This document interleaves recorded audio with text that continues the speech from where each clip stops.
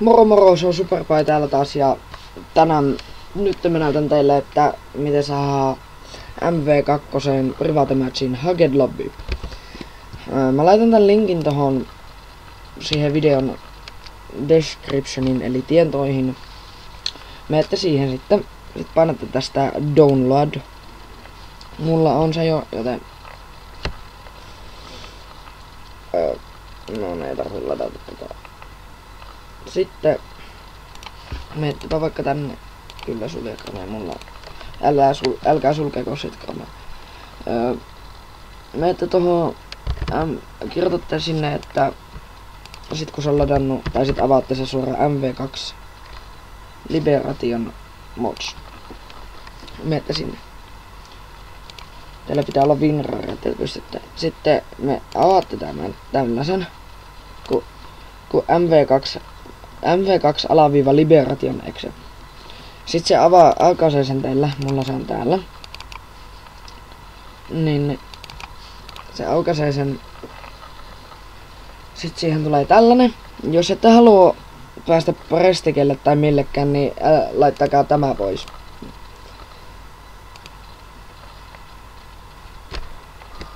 Sitten menette peliin, siitä load game. Sitten menette Private Match. Sitten täältä vaikka Rusty Free for All, näin. Ihan sama mitkä asetukset nää on. Sitten menette saan peliin.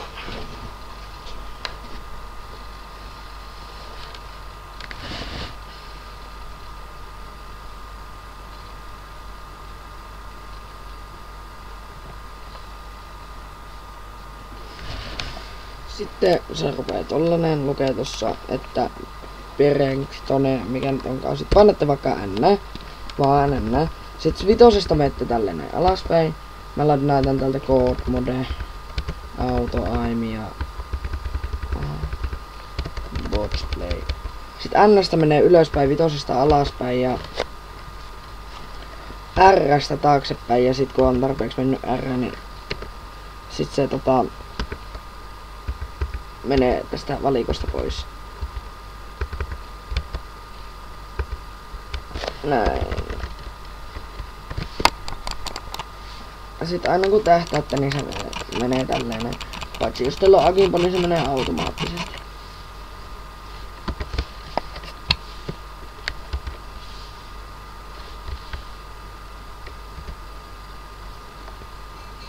Mä tästä vedetään chopper-kunnaria tänne.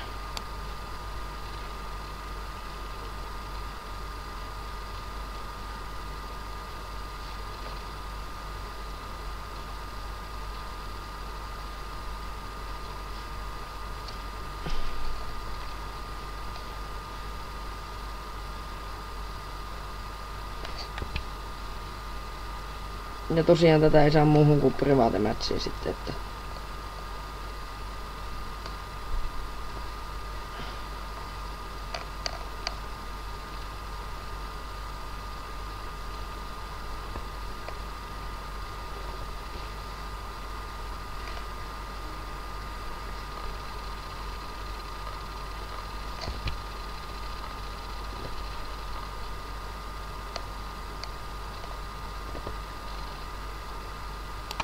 näin.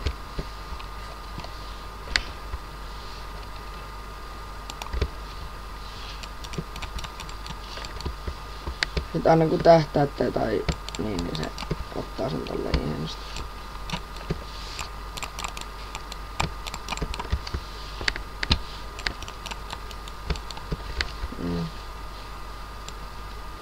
Niin. Sitten kun haluatte mennä vaan pois, niin vaan tosta endgame.